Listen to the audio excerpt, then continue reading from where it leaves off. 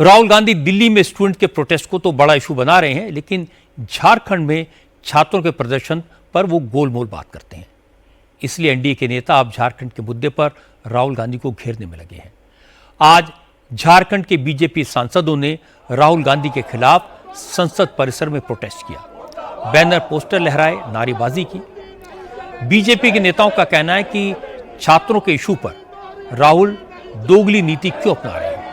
क्या राहुल को झारखंड के नौजवानों का दर्द दिखाई नहीं देता? बीजेपी के सांसदों ने कहा कि हेमंत सोरेन की सरकार कांग्रेस के सपोर्ट पर टिकी है।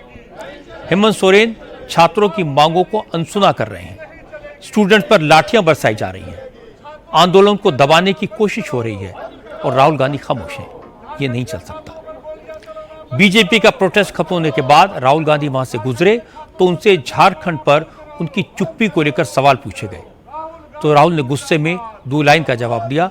कहा कि उन्होंने झारखंड के बारे में बोला है, साफ साफ कहा है कि रांची में छात्रों पर लाठीचार्ज नहीं होना चाहिए था।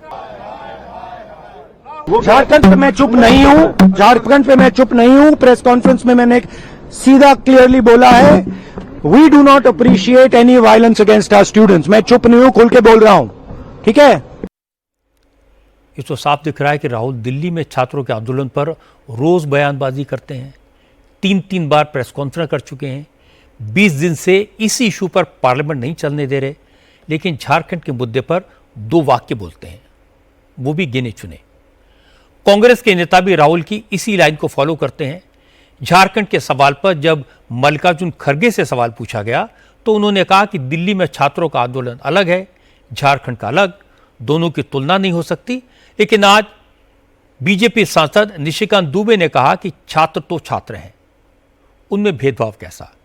झारखंड के नौजवान गरीब हैं, आदिवासी हैं, इसलिए अगर अब उन पर लाठी बरसे तो कांग्रेस को दर्द नहीं होगा। राहुल गांधी खामोश रहेंगे, ये डबल स्टैंडर्ड क्यों। निशिकांत ने कहा कि झारखंड में सरकारी भर्तियों के एग्जाम में घोटाले के तार सीधे हेमंत सोरेन की सरकार से जुड़े रहे हैं, इसीलिए राहुल गांधी बोलने की हिम्मत नहीं जुटा पा रहे। कैसे सेपरेट इशू है? मतलब दिल्ली का छात्र अलग है और झारखंड का, हम यदि पिछड़े क्षेत्र के हैं, यदि वो अमीर क्षेत्र के हैं, अमीर पार्टी के नेता है मल्लिकार्जुन खड़गे साहब, तो उनको झारखंड का पिछड़ापन नहीं दिखाई देता है, गरीबी नहीं दिखाई देता है, भ्रष्टाचार नहीं दिखाई देता है। उनको तो डूब मरना चाहिए। डूब मरने वाली स्थिति है मल्लिकार्जुन खड़गे जी और राहुल गांधी जी की, कि जिस तरह से झारखंड के बच्चे रोड पर हैं, सड़कों पर हैं, और जिस तरह से रांची का डीसी, एसपी, वहां के डीजीपी, वहां के चीफ सेक्रेटरी जिस तरह से व्यवहार कर रहे हैं, इसका निरंकुश तो मैंने तानाशाह कभी देखा ही नहीं।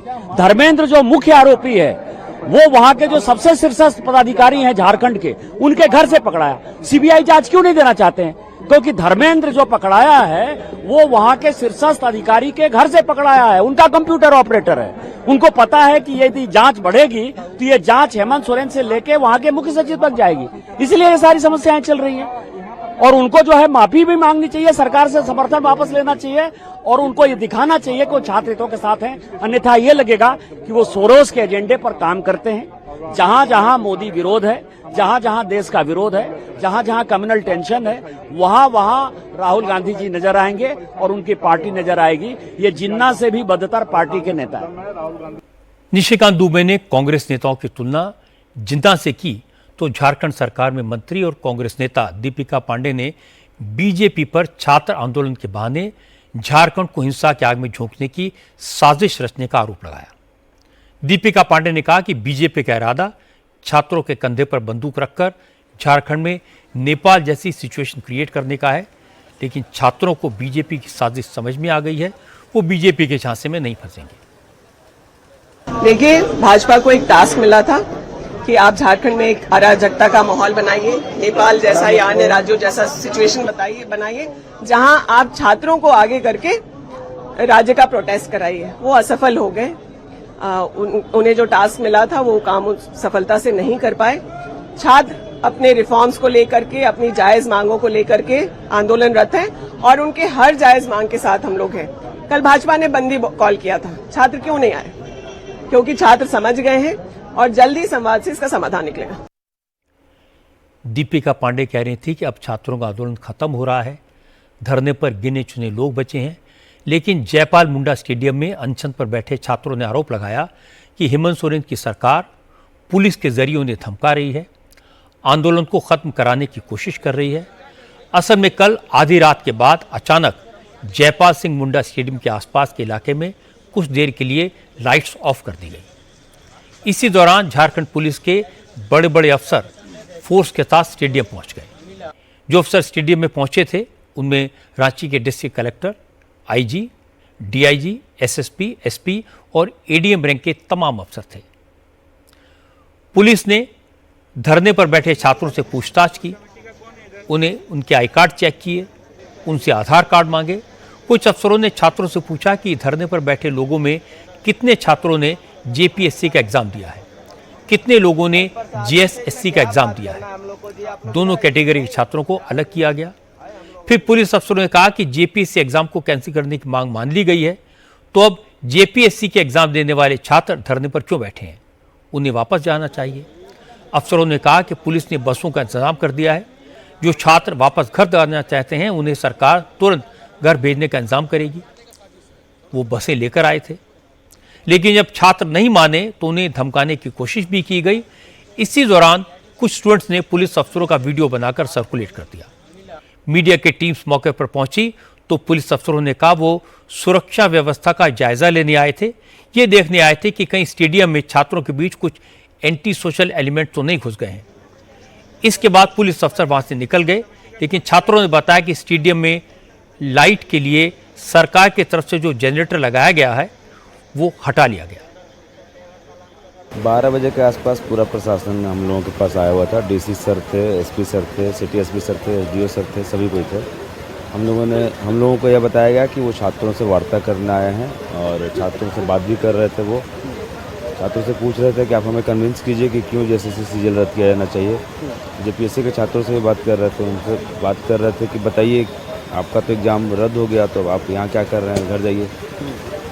तो अब सरकार की क्या मंशा है, थोड़ा डर तो होता है, क्योंकि रात 12 बजे के बाद पूरी फोर्स के साथ कैसे वार्ता होती है। रात हम लोगों के साथ क्या करने वाली है प्रशासन, वो स्पष्ट हम लोगों को बता दे, भगाने वाली है, हटाने वाली है, क्या करने वाली है। ये बात सही है कि झारखंड सरकार ने जेपीएससी एग्जाम रद्द कर दिया है और अब छात्र जेएसएससी सीजीएल एग्जाम को भी कैंसिल करने की मांग कर रहे हैं। लेकिन छात्रों से मिलने आए अफसरों ने कहा कि सरकार के लिए ये डिमांड स्वीकार करना प्रैक्टिकल नहीं है। रांची के डीसी ने कहा उन्होंने छात्रों की इस मांग के कानूनी पहलू समझाए, साथ ही भूख हड़ताल पर बैठे छात्रों से खाना खाने की अपील की। कुछ जो सीजीएल के भी जो कैंडिडेट्स हैं उनसे भी हम लोगों ने बात की है और उनको बताएं कि अगर किसी तरह का कोई भी अगर कंसल्टेशन है, कोई डिस्कस करना चाहते हैं जिला प्रशासन से, वो स्वागत है। एक प्रैक्टिकल इम्प्लीमेंटेबल एक नेक्स्ट स्टेप की तरफ सभी छात्र लोग ही सोचे और उसी के अनुसार हम लोग भी सहयोग करेंगे। तो आज आने का एक मुख्य उद्देश्य वो भी था, हम लोगों ने काफी अनुरोध किया है और उनके मन में किसी तरह का कोई संशय है तो उसको भी हम लोगों ने प्रयास किया है और हम फिर से अनुरोध कर रहे हैं कि वो लोग अनशन छोड़ दे ताकि उनके स्वास्थ्य में कोई प्रभाव न पड़े। बीजेपी को जैसे ही पता चला कि आधी रात को स्टेडियम में पुलिस आई थी, वैसे ही नेता विपक्ष बाबूलाल मरांडी सुबह सुबह छात्रों के बीच पहुंच गए। मरांडी ने कहा कि हेमंत सोरेन सरकार छात्रों को डराने धमकाने के बजाय सीबीआई जांच की मांग स्वीकार क्यों नहीं कर लेती। सिटी एसपी पहुंचे हैं, एसएसपी पहुंचे हैं और डीसी भी पहुंचे हैं और बच्चों को हटाने के लिए, आंदोलन को समाप्त करने के लिए हो सके वो बल भी शायद प्रयोग करते हैं, पता नहीं क्या करते हैं, और आंदोलन को कमजोर करने की ये कोशिश कर रहे हैं, लड़कों को भी बांटने की कोशिश कर रहे हैं, जिस प्रकार से भी यहाँ हमें लोग बताया गया कि वो लोग यही कह रहे थे कि भाई आप जेपीएससी का तो काम हो गया, आप सब लोगों को जरूरत क्या है, लेकिन वास्तव में जेपीएससी का कोई काम हुआ ही नहीं है। हुआ क्या काम है? वो कह रहे कि हमने एग्जाम रद्द कर दिया। तो एग्जाम रद्द करना कोई सोल्यूशन नहीं है। सोल्यूशन तो है एग्जाम क्यों रद्द हुआ, क्यों किस प्रकार से लोग कर रहे हैं कि उस पर तो जांच होनी जैसे भी है कि बच्चों की तो इतना ही मांग है। इस मामले में जो सियासत हो रही है उसके बीच पेपर लीक और एग्जाम में गड़बड़ी को लेकर रोज नए नए खुलासे भी हो रहे हैं। इंडिया टीवी के संवाददाता अभय पाराशर ने इस केस की सीआईडी जांच की रिपोर्ट को देखा है। अभय ने बताया कि सीआईडी जांच में एग्जाम में गड़बड़ी की बात पहले ही सामने आ चुकी थी, लेकिन सरकार ने इस पर तब तक कोई एक्शन नहीं लिया जब तक छात्रों ने आंदोलन शुरू नहीं किया। जांच रिपोर्ट में भी पैसों के लेन देन का खुलासा हो गया था, लेकिन जांच रिपोर्ट पर न तो कोई एक्शन लिया गया और न ही इस रिपोर्ट को कोर्ट में दाखिल किया गया। जेएसएससी सीजीएल में गड़बड़ी के सबूत मिलने के बावजूद कोई गिरफ्तारी नहीं हुई और पूरे मामले को दबा दिया गया, जबकि इसके तार नेपाल और पश्चिम बंगाल से भी जुड़े थे। अभी तक जो उजागर उन्होंने किया है वो किया है नेपाल के बारे में। नेपाल में 2 सीटर है, एक का नाम कुंदन कुमार है और एक का नाम है अनीश कुमार। ये 2 सीटर हैं, लेकिन ये दोनों के भी ऊपर एक व्यक्ति है जिनका नाम है शशि भूषण दीक्षित उर्फ संदीप कुमार त्रिपाठी, जो डायरेक्ट एजेंसी से जुड़ा हुआ आदमी है। तो ये अनीश और कुंदन क्या करते हैं, विद्यार्थियों से सेटिंग करवा करके, विद्यार्थियों को भरोसा दिला करके ये नेपाल ले जाते हैं और उसके बाद संदीप त्रिपाठी जो है वो नेपाल में क्वेश्चन आंसर लेकर के आते हैं। तो संदीप त्रिपाठी फिर क्वेश्चन लेकर के आए, फिर तीनों मिलकर के बच्चों को पढ़ाते हैं, विद्यार्थियों को पढ़ाते हैं। इसमें 135 जो आपने भी देखा होगा सर रिपोर्ट में, 135 क्वेश्चन का आंसर वहां पर रटवाया जाता है, जिसमें 120 हूबहू आता है। इसके अलावे हमने एफआईआर में नियामतपुर का जिक्र किया था।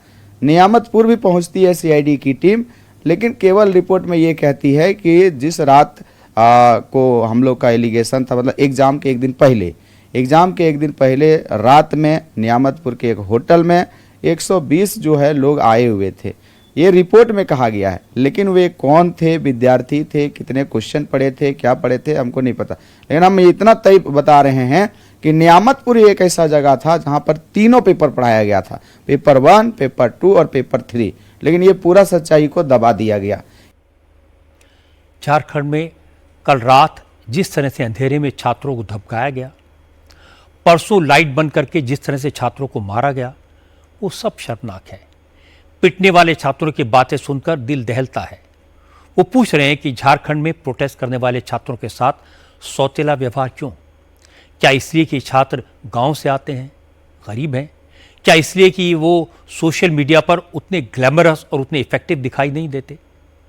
झारखंड के छात्रों का कहना है कि उन्होंने किसी राजनीतिक दल को अपने मंच पर नहीं आने दिया, लेकिन न तो कोई फिल्म स्टार उनके मंच पर आया, न किसी सोशल एक्टिविस्ट ने धरने में उनका साथ दिया। जब पुलिस ने उन पर लाठियां चलाई तो किसी ने पुलिस पर पत्थर नहीं फेंके, गालियां नहीं दी। झारखंड की सरकार का कहना है कि उसने छात्रों की ज्यादातर मांगें मान ली हैं, लेकिन स्टूडेंट्स का कहना है कि उनकी 2 मेन मांगें हैं शुरू से ही, जहां नौकरियां बिकी, उन परीक्षाओं को रद्द करना और सीबीआई की जांच। मुझे लगता है कि रांची में छात्रों के प्रोटेस्ट को उनके नजरिए से देखा जाना चाहिए, तभी इसमें से कोई रास्ता निकलेगा।